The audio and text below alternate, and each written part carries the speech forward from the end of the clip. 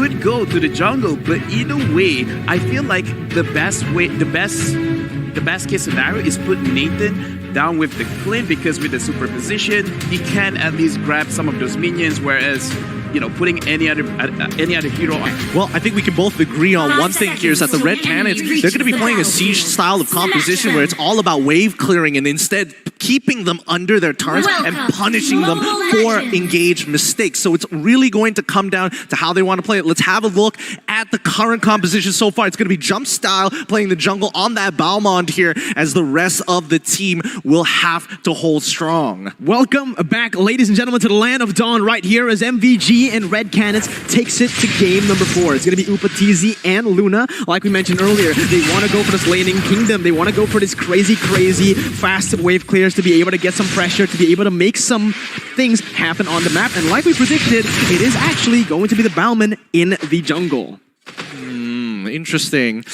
I think we also have to remember that Upatizi is currently playing mid, and they're sending Farsa down to the bot side, which I think is a really smart option here, because Farsa doesn't really want to interact with his Clint overall, allowing Upatizi to just sit there with Harley and the help of Luna and just naturally have better wave clearing, on top of the fact that no matter what harass comes out, Luna has got his back. Absolutely. Again, it is going to be Steffi rotating to the bottom side, giving some pressure, giving some room for Adrian to be able to farm, to be able to get that snowball like we mentioned, right? This is the lane that they want to play for. If this Clint can get the early lead. Oh, wait a minute. Quinn already doing some damage onto Luna. Lycan pounces all the way under the turret right now. Is able to dish out some damage. Luna and Frost caught on the sandwich. Adrian caught very low. And there you go. It's going to be the first blood by Razor, picked up by the side of the Malvinas gaming side. Man, that first blood was absolutely sharp. Some may say razor sharp on this one. It was a really good idea by the Red Canids to make sure they're using the wings by wings to get out of these tough situations.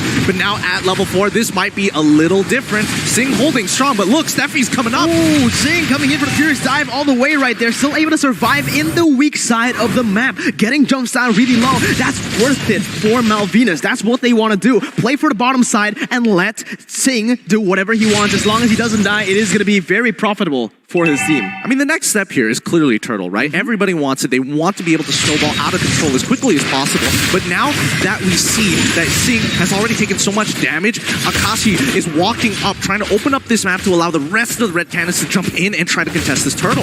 Absolutely. A fight is brewing here. Red Canids trying to contest right now. Will be able to reset it for now. It is going to be an all-out brawl. It is 4v4 right now. Akashi caught in the midst of it all. It's going to be the Fierce Dive connecting, but Death Welcome will be able to go in. Turtle has been slain by the side of the Red Canids, and the combo Lombos comes in to pick up the kill on Quinn. It is a 1-for-1, a 1-for-2 right now, as there is a solo kill for the Red Canids. Very worth it, only losing their roamer in the process. Yep, this is really worth it for the Red Canids, because they're trading up. Quinn and Adrian are the two people they didn't want to die for the side of Malvinas Gaming, and only Luna trading his life. He's patting himself on the back for sure. Yeah, he's patting himself on the back for sure right now, but let's take a look at the items.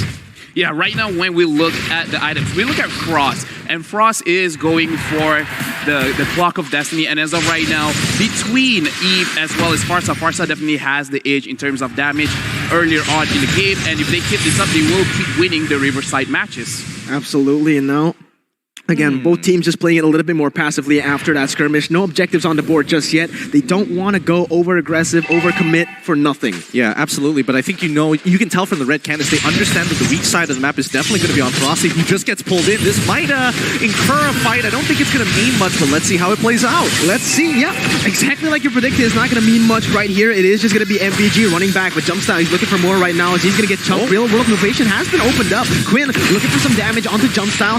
2 levels ahead, so just no damage whatsoever with the hard guard as well on him. There's just nothing that they can do, but wait a minute, there might be another fight coming in. It's going to be jump style rotating, and that's going to be the lethal counter to pick up the kill, and another 1-for-0 trade in favor of the Red Canids. Great punish coming in from the Red Canids. Malvinas Gaming did not make a decision. They needed to make it faster, and now jump style is going to start walking into the jungle and start stealing everything away from it. Quinn, he walks in and sees 3 people and is like, I'm sorry, we got no pressure. Wait, Sing! Wait a minute, Sing is is going to go very aggressively onto Upatizi. He does still have the damage, but it is going to be Zing flickering in front, dealing some damage. Lee Quinn with a lethal counter will be able to finish him off as Jumpstart tries to deal some damage as well. Lycan pounce once again, but it is going to be the disengage as Malvinas Gaming. They want to look towards that turtle. The sun comes up, buying a little bit more time for Jumpstart, pressuring him, but in the end, it is still MVG with the lead right now, pressuring Frost under the turret. The sandwich is real. They're cutting the waves as well, stopping them from its tracks, but Wings by Wings still available and will be popped by Frost to get out of that one. Absolutely. This is great. This is great use and understanding of the heroes in there. Whoa, happening on towards that top side here. Akashi, with the help of the Heart Guard, secures the kill onto Zing, and now they have control on the opposite side of the map, on top of the fact that Turtle is just spawned. You guys want to know a fun fact? What's a fun fact? So far, out of all the 3 games, the red team has won destroyed every single time. Red side supremacy? Possibly. Red side supremacy possibly right now as the turtle. This is the second turtle of the game already spawning in right now. Red Canids are the one. Proactive movements coming in, but Upatizi gonna get caught out really low. Will be taken down. That's already one person out of this fight. Let's see if MVG can capitalize on this instant back away, instant disengage for the side of Red Canids. Doesn't want to pick off more that they can chew. Great decision making from the Red Canids, but unfortunately for Upatizi, he has to pay the price for it. The little time that he bought. Oh wait, hold on, the catch! Real world inflation hasn't popped up. It's gonna be Luna caught very, very low, still able to survive for now. Zing is hungry though. He's gonna go jump in under the turret, not able to do anything for now. Heart Guard does come in to save Akashi. No kills on the board. Oh, that's sad. That's sad. It was a great opportunity to actually maybe consider the situation. However, mid-tier ones are still available, and more importantly, they are afraid with the amount of damage that Jump Style is able to start laying down, especially with his Counter-Strike. So they gotta be careful here. Jump Style basically can take anybody on single-handedly. He's so far ahead in terms of EXP. But when you see Malvinas Gaming, they understand. All right, avoid him. He's shown himself bot side, we take top side. We need to start scraping as much gold and build our advantage. Yeah, they just really need to wait for their power spikes because right now, Red Canids, they have the tempo. They're going to go in onto Zing under the turret, sandwiched in, still able to survive for now with Luna just basically trying to pressure him a little bit more. Red Canids will be able to secure that bottom side of the map. Malvinas, though, they have been able to get a good trade, and now into the 7-minute item check. Yeah, right now I want to look at Zing and Quinn from Malvinas because Zing, he has been instrumental to win team fights against Red Canids, but it looks like they have a team fight down here in bot. Another team fight ensues, most probably, but no. Malvinas, they just choose to go for the waves instead. Akashi, though, he's looking for the death as well. Able to connect onto Steffi right now. Spits him out, but the airstrike hasn't popped. Steffi caught in a bad situation. Still able to run away with I'm Offended, getting that life steal as Jumpstyle jumps into the backside. Doesn't connect on the lethal counter onto anyone priority-wise. And Sing picks up the kill onto Upatizi. Red Canids finding themselves in a bad situation. Clean speed picked up by Quinn. Looking for more right now as the Lycan Pounce connects onto Akashi. You're not going to be able to get that one. It is just a 2-for-0 for Malvinas. That's really unfortunate for the Red Canids. They had all the advantages on their side, but they did not regroup fast enough. Malvinas Gaming making the faster decision making at the end of the day, being able to jump on towards the weaker targets of the Red Canids here, but Akashi might find a potential punish here. No, doesn't get it, but here we go. Turtle slain already by STB. Yeah, Steffi went for a cheeky I'm Offended there. Instant flicker coming in from Akashi. Jumpstyle trying to do what he can in that top side. Trading, but in the end, it is just MVG picking up those turtles for free. That's tough. I mean, this game, it's really dead even between Malvinas Gaming and Red Canids. Despite it being 6-4, look at the gold lead so far. It's barely even noticeable. Yeah. 1K is not enough to start pushing advantages. And I think as of right now, we have to get into the topic of scaling. Yeah, honestly, at this point, I do want to ask you, LaFell, but wait a minute, it's going to be Steffi jumping in. Real world manipulation to go in for the follow-up. Akashi gets the real world manipulation. Actually, no, the death is welcome out there, but Quinn will be able to finish him off. Zing now goes into the backside, able to zone 4 members away right now as Jumpstyle will be the next target on the chopping block, getting slain by Adrian, and another 2-for-0 for the side of Malvinas. What do Red Canids need to do here, LaFell? All right, so I'm going to talk for both teams because we have very, very strong damage from Frost, but right now from Red Canids, we have to look at Upatizi as well as Frost. They have a lot of range over here with both the Farsa as well as the Nathan. So if they can manage to keep their distance, if they manage to keep their range, they ultimately can win the team fight. However, for Malvinas Gaming, we have to look at Sing as well as Queen, if they can engage on the Nathan, if they can engage on the Farsa, they will lose majority of the damage and then they can win the team fight. Yeah, there you go. Already Steffi going in aggressively, forcing a flicker all across, and another objective has been taken away by the side of Malvinas. I feel like, again, we mentioned this before the draft, Malvinas, they are the more aggressive teams. They are the faster team to react to these plays, and so far, they have been out macroing the Red Canids. Yeah, I mean, you can tell they're just taking away these side objectives away from the Red Canids and now have developed a lead of their own. It's going to be a little fluctuating for now, but so far, Malvinas Gaming, their mid game is going to be a lot stronger in comparison to the Red Canids. Their win conditions are very, very clear, and if they get first dibs on position, it's going to be hard for the Red Canids to engage on them, especially when it comes down to Lord. Yeah, I don't think they can go and contest for this. They have one member in the top side. They are tanking a lot of damage right now, but with Sing rotating to the bottom side as well, he's going to look for Upa TZ. The Petrify doesn't quite connect just yet. Furious dive all the way to the backside. Still able to do some damage, but it's going to be the Lord taken away by the Roger. Now, Death's Welcome has been popped. Luna's going to get slain instantly right there. Quinn is going to be next on the chopping block, still able to run away for the real world inflation, and the damage will come through. Red Canids have no answer, and the damage just keeps on coming. The Feather Air's trying to come back, but Sing still manages to survive somehow, and that is a 3-0 on the hands of Malvinas. Wow. Wow, I'm surprised that Sing did not die there. I mean, the lethal counter came out. We got to see it one more time, LaFell. Talk us through this. Yes, and again, the thing that we have to look at is it already happened where Sing for the win. He goes for Nathan. Nathan is right now 0-4-1, and right now, even though there is a team fight going on over here, but again, we have to remember that Nathan is a monster at the backline, and once he's out, they barely have enough damage to deal with Malvinas Gaming. Red Canids, they want their team fights to be really, really clean. They want it to be structured. And on the other side, Malvinas, they're making it hard, man. They're making it messy, so messy. With that, Yuzong that again is just zoning the entire team back away. For the Ezreal has been popped, but it's not for anything right now. And that's just going to be the damage coming in, almost taking out 3 members out of the batch. Sing still able to sustain with the real world manipulation coming in. It is going to be able to zone all of the Red Canids members out of that tier 2. And Malvinas have just pushed their gold lead to a 5,000 lead. Oh my goodness, I'm gonna be real with you guys. I'm not entirely sure, but I don't think any of us was expecting that kind of damage coming out of Sing. Let's be real here. I'm looking at LaFell, he's nodding his head. Yeah, like, again, that was crazy, but this is the advantage that they have. Red Canids, they have a very clear win condition as well. That makes it very easy. But the thing is, for Malvinas Gaming, they almost just heavily depend on one person to shut down that win condition. So Red Canids, they might have to change up their playstyle a little bit and try to force out some kind of mistake from Malvinas Gaming, giving them false opportunities, like say, hey, right now, Upa TZ is alone. Someone goes after him, and then they have to counter-engage on that engage from Malvinas Gaming. Yeah, honestly, it's so hard to do right now with the Feather Airstrike coming in to be able to just deal some damage, zone them away. Again, this is the main man. Zing coming in with a Black Dragon form.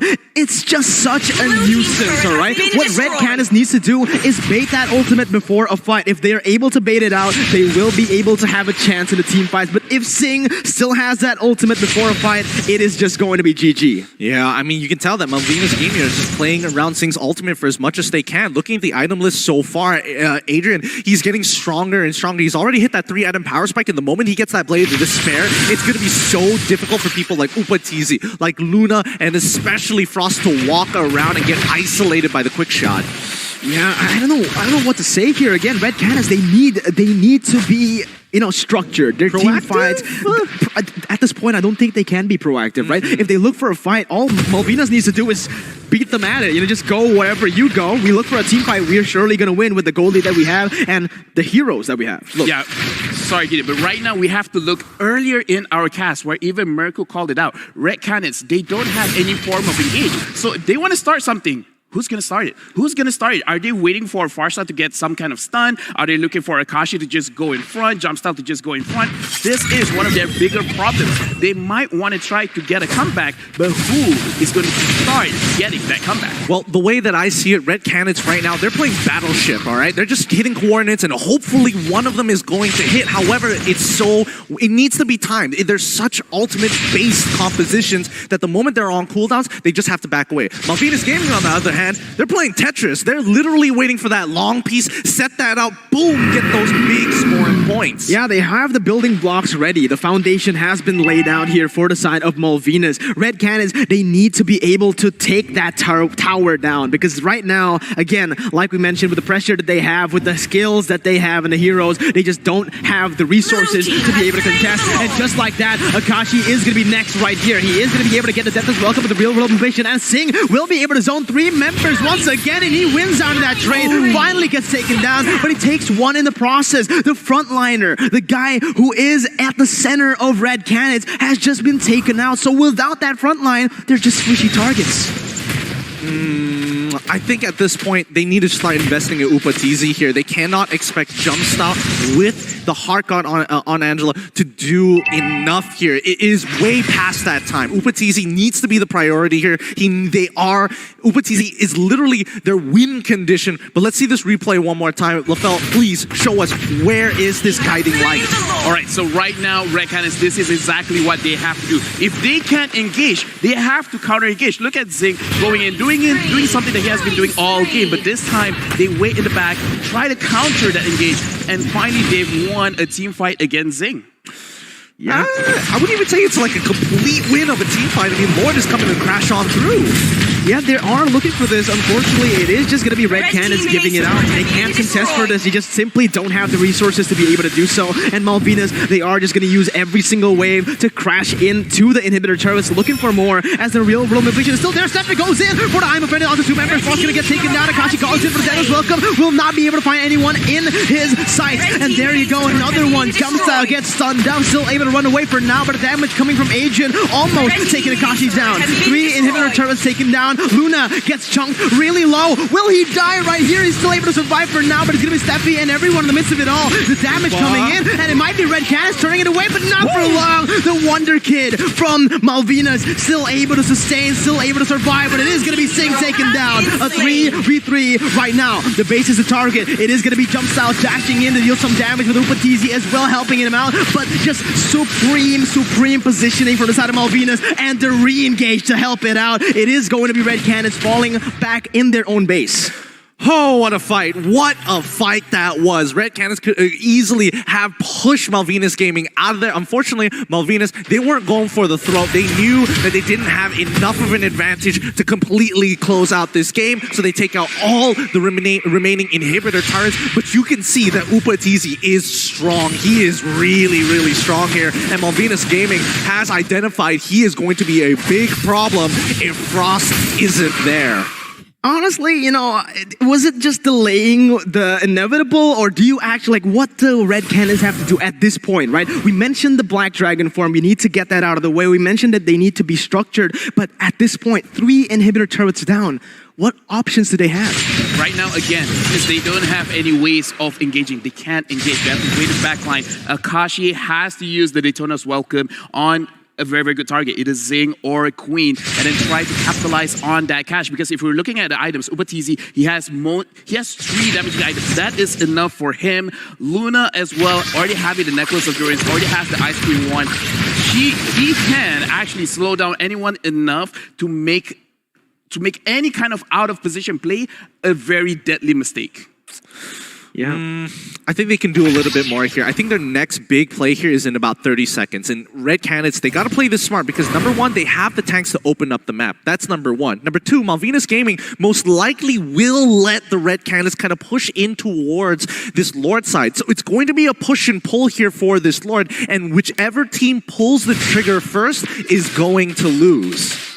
The thing is, they can't even set up for objectives anymore. With the 3 inhibitor turrets taken down, it's just super minions again and again. They clear one wave, the next wave is bound to lose. And there you go, Malvinas, with the setup that they didn't even do. Like, they didn't do anything for the setup. They just let the minions do their thing, and it is most probably going to be an uncontested Enhanced Lord. We'll see what Red Canids have to do. At this point, just go for the desperate plays, try to look for a team fight. Akashi flickering in for the Deathless Welcome, instantly canceled away, and already a big resource being burnt in the fray. Jumpstyle now going in for the steal. He has the lethal counter. He has the retribution. It won't be enough. The Lord will be taken down. Zeke picks up a kill on the backside. Upatizi goes a little bit too aggressive. Immortality pop. His health bar pop. And that's going to be MVG looking to clear, looking to end with this Enhanced Lord. Oh my goodness, no way. Jumps out. He goes into the chopping block. This game, you know where it's going already. Unfortunately, Jumpstyle could not time his retribution as well as the lethal counter to completely out-damage Queen's retribution.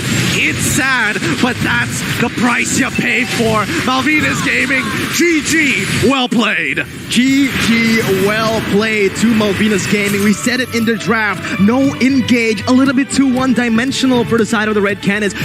But that was a